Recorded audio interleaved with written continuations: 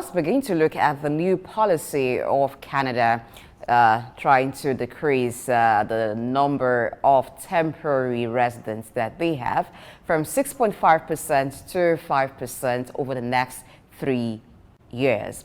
Now, the Prime Minister of Canada, Justin Trudeau, had been running on an immigration-driven policy, immigration-driven economy policy, but he's been criticized that that policy has exacerbated housing deficits in Canada. What's the way to go? How does this policy affect African immigrants, and what will be their outcome of it? We have Sam Orovwuje, who is Director, Center for Public Policy, and he's going to do justice to this topic. I'm very sure of that. Good morning, sir. Welcome to the show. Good morning, Blessing. My pleasure to be here. Good morning, Femy. Glad to have you join us. So you have a new twin, Femy.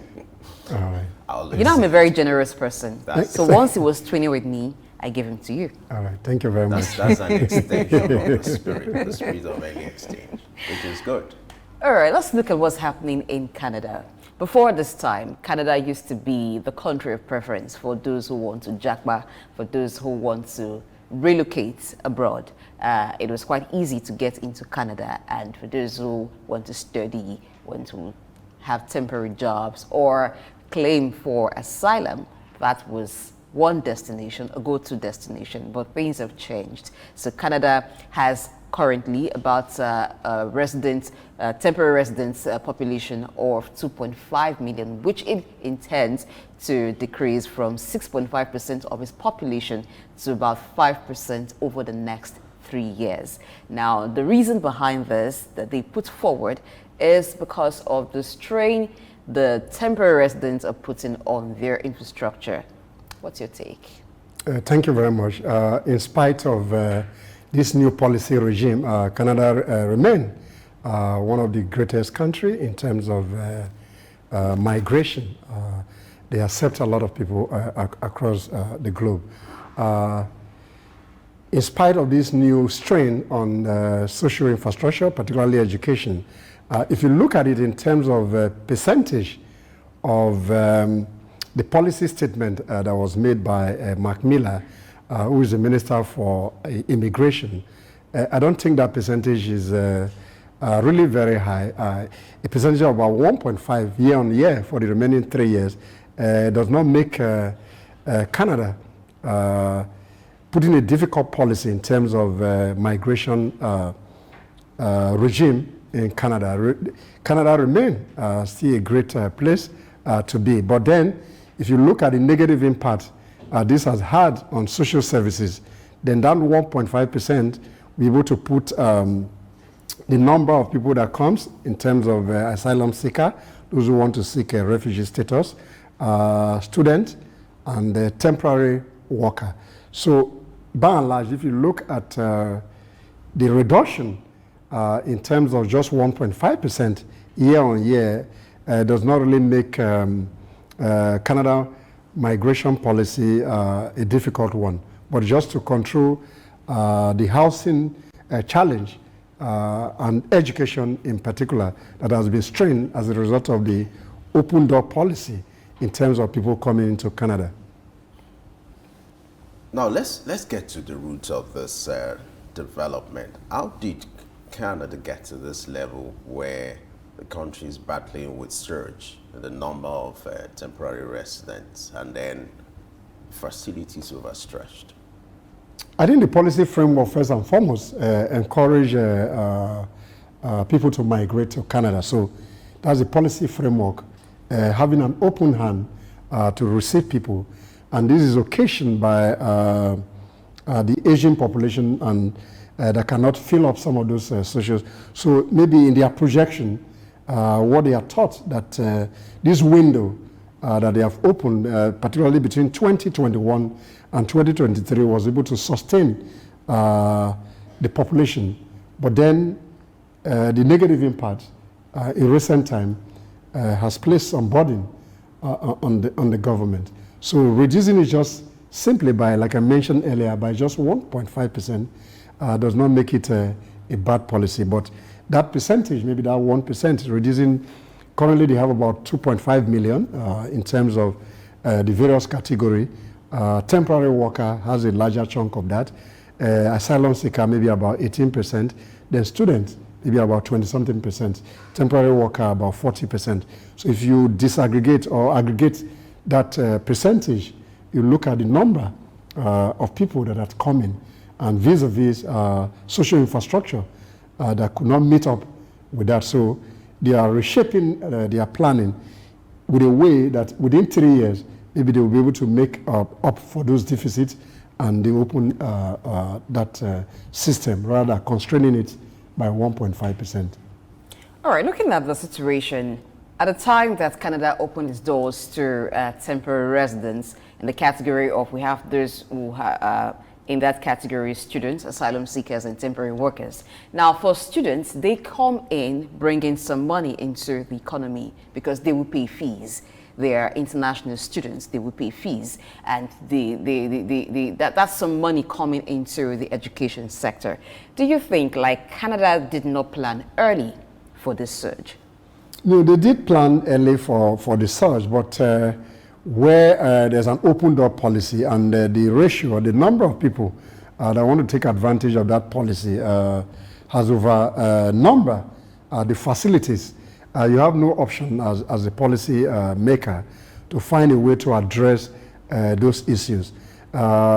Critically, when you look at the amount of money that is coming in terms of international students, vis-a-vis social infrastructure, I think it's just a tip on the iceberg. So that may not necessarily mean that once a policy framework has an issue, you cannot review that policy. Policies are meant to be reviewed based on evaluation. So if it is having a negative impact on the economy and the social infrastructure, no government will just sit back and look at its citizens suffer as a result of open migration and open door policy that encourage migrants to come into the country.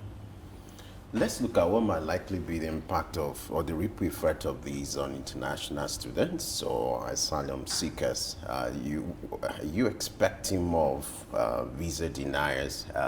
And then what would be your recommendation on the takeoff time? Because they have said they've not announced an official date. But should it be something that should be done soon, or a proper time frame should be given for this set of people to get used to this new development? No, as a policy statement, they will look at the data, and at a point, they will do that. But there's a trigger already to that effect that this is what we want to do.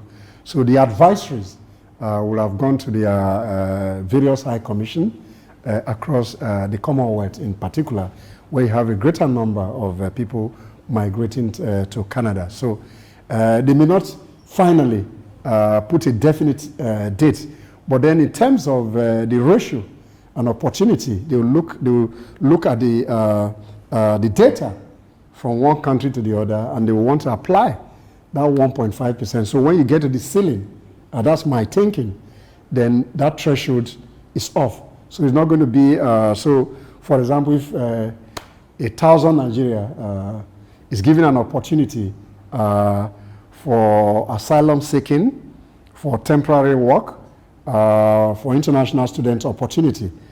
Once those ratios within the new thresholds are met, then there will be a cap, a ceiling on that, and nobody can go beyond that. And it's the responsibility of the receiving country to put policy framework that will sustain their own society. So this policy is about temporary residents, but it says nothing about permanent residents. So does that mean that those who want to become permanent residents can continue to seek for visas and they will be welcome to Canada, but temporary residents will not, the door will not be open so much to temporary residents? There are two different visa regime for permanent residency. The conditions precedent to process those visas are different for temporary visa. Mind you, some of these temporary workers or temporary visas wants to show some good sign when you are in that environment and there are no security issues, you might equally apply for a permanent residency. But the case in point is temporary visa regime that cover essentially those three elements, where you have over 40% of temporary workers, you have about 22% or thereabout, and 18% for asylum seeker. So the current policy regime is essentially about temporary visa. So the permanent residency, no mention of it, so maybe they don't have problem, because the rigor of trying to process documentation for permanent residency is difficult. And within that permanent residency, you have various policy framework. Those who migrate are based on business and they move money. Some migrate for other purposes. So some migrate based on job opportunities. You're recruited from wherever you are and you're able to get into those environments. So I think for now, we should just focus on the temporary. I don't think they have issue with permanent residency. According to statistics released, Canada experienced the largest portion of temporary students in the year 2021. That's about 40%. Let me read it out. It says the students comprised 22%, while asylum seekers about 18%. That's like 40%. So what happened between 2021 and now that is now becoming of concern to Canada when it comes to temporary residents? I think that's after COVID, and then now, why is it of significance now? No, the issues is just that there's a surge on people who want to come to Canada, and the planning in terms of infrastructure cannot meet up with the current surge. So as a policy maker, you need to look at your policy initiative in the first instance and see where there are challenges. Then you reevaluate those policies, then try to put other measures in place so that it doesn't mean it has to be counterproductive to your country. So I think this is what Canada has just done. And I think, in my personal view, a 1.5% reduction in terms of opportunity within that bracket, the three elements that we spoke about earlier, I don't think is really a major policy shift. But it's just to say that, yes, we are open, but then the environment is not as open as it used to be. The issues in education, you have a kind of over-bloated population, and the school facilities are not able to meet up with the current level of people. Mind you again that some of these temporary workers migrate with their family to that environment. So if you now factor a typical African family that has the opportunity to migrate to that place, maybe you'll be talking about 5 or 6 persons. And if you look at the strain on social infrastructure, particularly housing, it becomes very difficult. All right, but there are some critics of this new policy, advocates for temporary foreign workers. They've criticized the announcement and they told a Canadian news outlet called Global News that migrants face precarious working conditions and that they are fairly blamed for the affordability and housing crisis. The issue is, one, migration is voluntary. In the first place, those decisions were made by those individuals to migrate to Canada. So whatever opportunity that they had originally to visit those environments or want to stay on temporary basis has been met. But whether the wage and salaries that they are paid is able to meet with their housing needs and some other social infrastructure. So it's a difficult situation. So those civil society organizations or those who are blaming the government that the pay for temporary worker is not able to take them to the market, then is a challenge for those who opted out.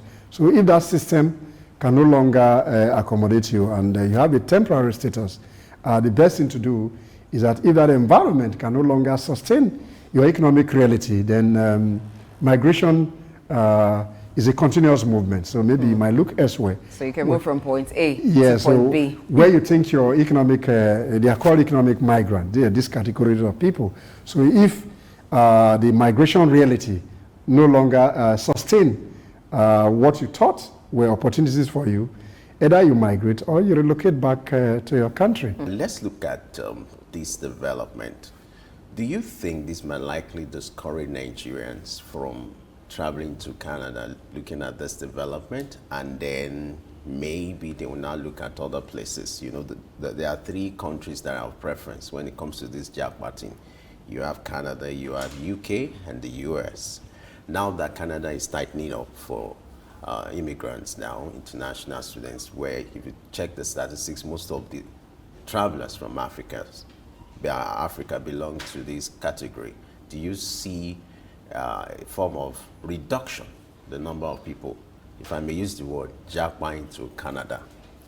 I don't see that if there's going to be a reduction. The number of people that will apply for temporary visa status, particularly to Canada, will remain high. But then, those that will be denied the opportunity to come in will increase.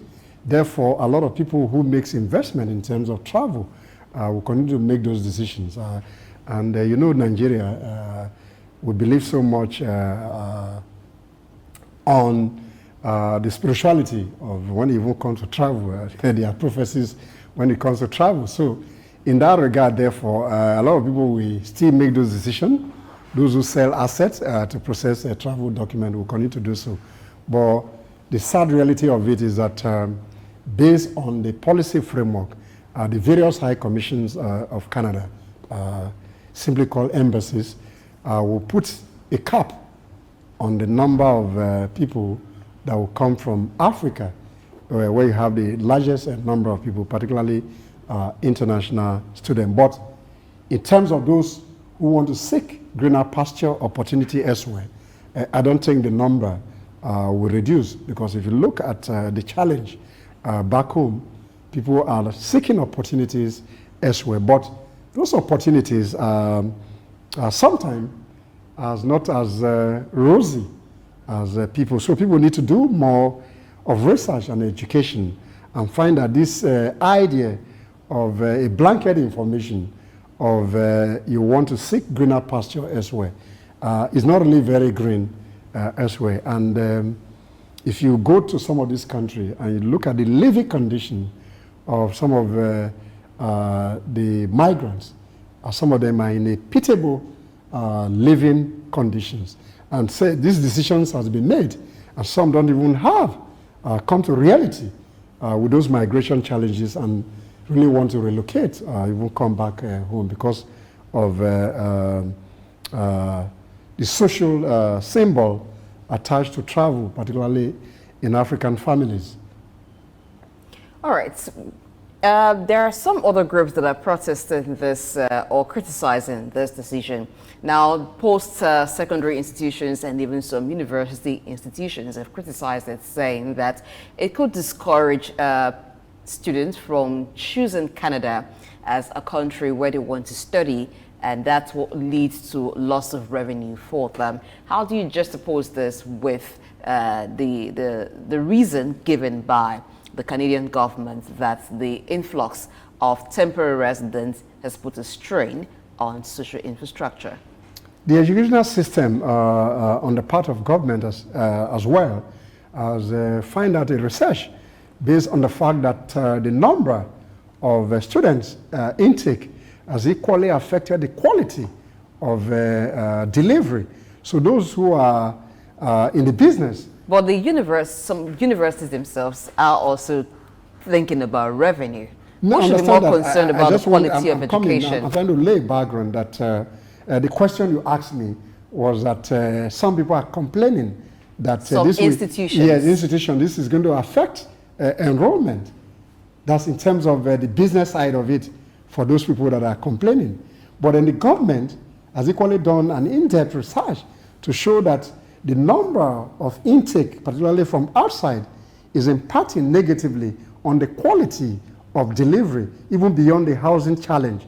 That the quality of education, even in Canada, is going down as well. So I'm trying to juxtapose the reason, the governmental reason, and those who are in business. So you need to find a way to strike a balance between the quality of the delivery of education and the quality of intake.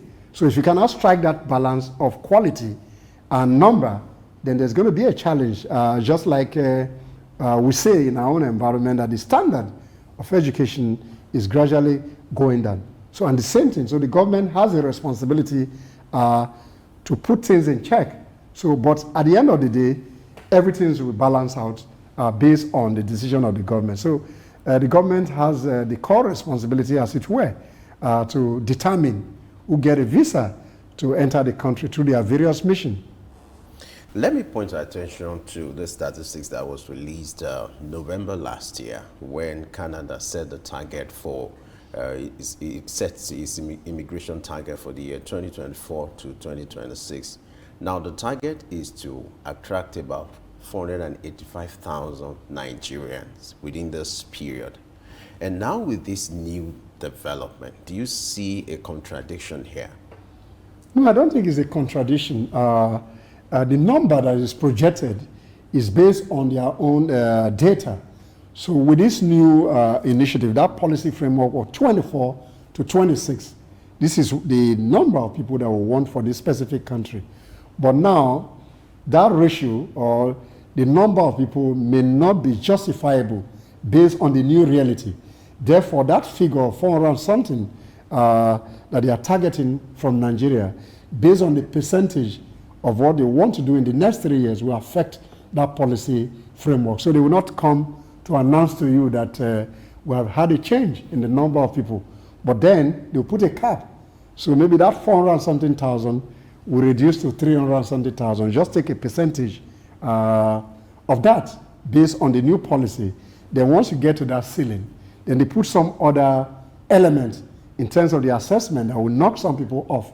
And they say we have that policy framework in place, but based on the credentials of some of the documents you submitted, you don't meet up with this requirement. So the visa, the consular officer will just send a note that XYZ does not meet our criteria. Then the door or the gate is shut against you. Let me take you back to the issue of temporary workers working under precarious working conditions. And then you suggested that if they cannot cope in that environment, it's a journey. Some of them could migrate elsewhere, or for those who move from this part of the world, they could return back. Now, the song of Idris Abdulkarim comes to my mind, Kowale, when he would say, won't you come back home? Is that an option for people like that who may have had to sell properties off just to move? Do you see that happening?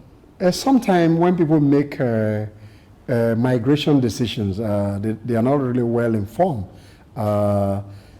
People have migrated to Canada. What you see in the social media space are those that are doing well.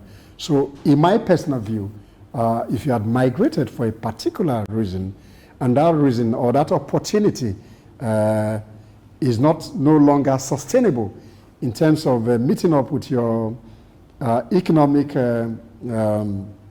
reality, then some decisions has to be made, either for you to migrate to a third country that the opportunities looks better based on your current reality, or on the other hand, you can do what they call voluntary return back to your country and begin to see how you can integrate yourself into the society. But like you rightly put it, it's always very difficult for some categories of people to want to come back, maybe because of stigmatization, social symbols, and the risk in terms of asset that they are sold, and how do they pick their pieces, broken pieces, together again. So that's one of the challenges, and that's why people are found in those pitiable conditions that are not really healthy in terms of their human rights condition in those countries. You will observe that a lot of those people who travel to some of these countries, example like Canada, some of them travel with the assumption that, okay, the outside there is greener, and then they don't have enough information, or they didn't do enough research. What should be done to correct this kind of narrative? And do you think we will ever have any time this issue of Japa thing can be managed? I know the federal government is doing everything to see what they can do, especially in the health sector, for nurses and doctors to see how they can curtail this development. But can that be possible? The 1948 Declaration of Human Rights, whether Article 13 or 14, I may not be too sure now, but I will paraphrase. The right of movement is a fundamental human right. So people are allowed to move. It's your free will to move to any place. But then, as you seek greener pasture elsewhere, you must balance those your migration decision based on well-informed decision of where you are going to. But then, if you don't have well-informed decisions and you go to those places, whatever you find in those environments, you may have to live by those conditions. Otherwise, you make some decision. But this is not to say that some people that have made decisions to migrate to some places based on their technical competencies, those systems are able to absorb them and they don't go through some of those challenges. So if you're a core professional, there are a lot of companies in Canada, even NGO, civil society organization, that recruits people from Africa, and they are recruited here. Their job offer look or mouth-watering that can sustain their economic reality. But not everybody are within that condition. So those who don't really have the basic reasons to migrate, particularly for temporary work, should find a way to avoid that. But as a country, we need to improve on living conditions, standard of living for citizens. So the push for people to migrate elsewhere will be reduced to some extent. Like I said in the beginning, migration or movement of a human being is a fundamental human right. So you can move at any point in time. But then it's the responsibility of the country to determine who come into their country from time to time. And that's why we're in this scenario. Now let's talk about the scenario that Canada is in. Now, the issue of housing shortage did not just start now. It has been persistent even since 2020, because in around November 2021, the report released says that the price of houses had jumped 25% more than what it was the year before, which is 2020, due to persistent shortage. Now, if they've had persistent shortage of houses from 2020 or more prominent in 2021 till this time, shouldn't the government have done something to address that, rather than in 2024 adduce that reason to the influx of temporary residents? Yeah, the point is that there might be housing deficit, there might be increase in what you pay for rent in those environments. But the point here is that when you have a policy framework, do they have social houses that are meant for the citizens? So the option first is to take care of your people. Like they say, charity begins at home. So having taken care of their national, if you must get something that is decent, you have to pay premium pricing to get to those environments. But there are policy initiatives in trying to provide additional houses. But then the pressure on those provision of houses, because of the number, is what has brought about what we were discussing. That even from 2021, this challenge has been there, it's being corrected, but the number keep increasing. So what do we do to strike a balance? Is to reduce the number of people that comes in. So maybe for the next 3 years, if they're able to reduce the number based on their own internal working or internal mechanics, then we might come to reality where there will be housing surplus, there will be no pressure on public infrastructure, particularly water and some other hygiene issue that has become very difficult in recent time in Canada. Looking at what is playing out in Canada now, and how the country is handling its immigration laws as regards the number of immigrants, what are the lessons for African nations and by extension Nigeria? The lessons, I think we have mentioned some of them in passing. The point is that you have to make the socioeconomic condition in your environment conducive so that your citizens don't find a way to go elsewhere where they think is greener, rather is even greener at home. Two, those who want to migrate must do in-depth studies of the countries that they are going to and look at the opportunities that are really present in those environments so they don't put themselves in precarious and difficult situations that some of them find themselves. And Africa must improve at the continental level this inter-trade that will improve on the economic fortunes of Africa so that even if we migrate within Africa, we're able to have some sustainable development based on the movement that we do within Africa. So that's at the continental level. With those 3 points, I think if we're able to adhere to them, there will be improvement in terms of how people can stay back home. Now, for those who would not want to stay back home and still want to travel, would you recommend that they try other countries? Because if the percentage of resident work, temporary resident workers has been reduced, it means that the odds of people trying in that category getting the visa becomes slimmer. What's your advice to them? No, I think these are personal choices.